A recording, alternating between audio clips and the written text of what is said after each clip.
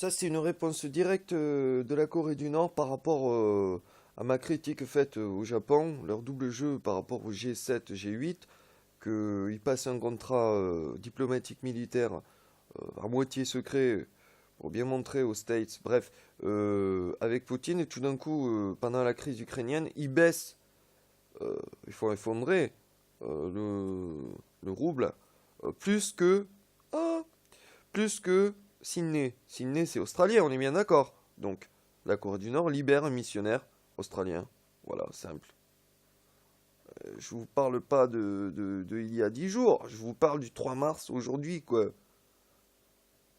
Moi, je suis au taquet depuis 5 heures du matin.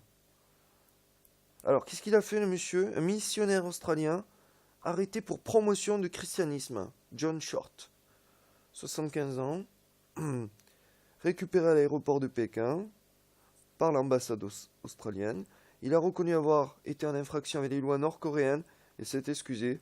Voilà. Euh, une confession manuscrite de 3 pages et d'utiliser de l'encre rouge pour marquer chaque page de l'empreinte de son pouce. Ah, ils ont de l'humour, les Nord-Coréens. Je me demande si entre le français et le Nord-Coréen, je sais pas qui a le plus d'humour. Alors attendez, je vous montre. Attendez. Ah oui. Ah ben ça ressemble à mon pouce sur Mars, c'est clair. Mission Mars One, c'est bien sûr c'est Bilderberg Group hein, pour me consoler, pour s'excuser, pour m'acheter. Bref, ça a failli marcher, mais pas tout à fait. Je m'en sers maintenant pour monter d'autres missions Mars plus rapides que le groupe Bilderberg et plus rapides que la NASA. Tiens, dans ton cul la NASA. Tiens, dans ton cul Bilderberg Group. Alors donc, voilà. Qu'est-ce qu'il dit? Ben, que la promotion de toute chose qui pourrait déstabiliser le gouvernement, c'est pas bien. Je remontre les 3 pages. Avec les pouces rouges. Ah, ils ont de l'humour, ah, j'adore.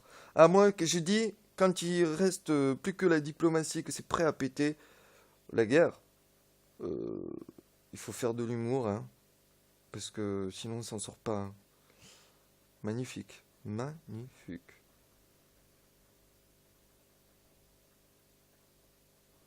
Ah, alors les efforts de Washington pour libérer les autres machins, etc., les autres prisonniers, oui. Hmm.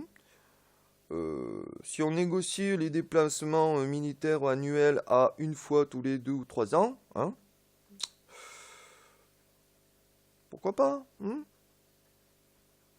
Je pense que ça conviendrait à la Corée du Nord. Une fois tous les 2, 3 ans, un petit exercice militaire avec beaucoup moins d'infanterie, juste les avions et euh, les plateformes de lancement, juste pour dire, voilà, déjà décalé de... Parce que sinon moi je tape ma crise tous les ans, c'est pas la peine quoi. Moi ce serait bien, ça, une bonne idée ça de négociation de bonne base.